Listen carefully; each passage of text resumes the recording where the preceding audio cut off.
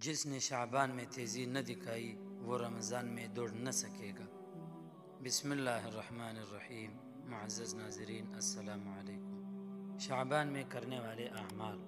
Number 1، سب سے پہلے اپنے آپ کو غفلت سے نکالنا ہے اور اس مہینے کے سنت اعمال کی پابندی کرنی ہے۔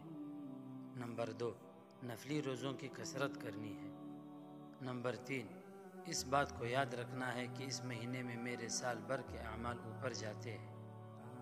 نمبر 4، تہجد کی پابندی کرنی ہے۔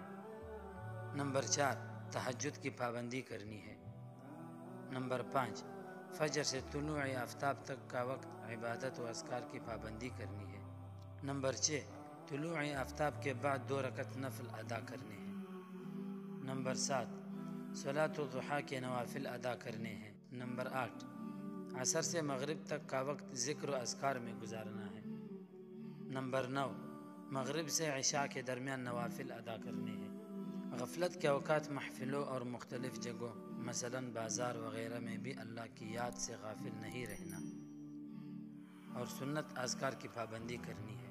نمبر 10، شعبان کے مہینے میں دنیاوی کاموں میں ضرورت سے زیادہ وقت ضائع کرنے کی بجائے رمضان کی روحانی تیاری میں محنت کرنی ہے۔ نمبر 11، شعبان کے مہینہ صالح اعمال کی عادات اپنانے کا بہترین وقت ہے تاکہ رمضان کی لذت زیادہ سے زیادہ محسوس ہو۔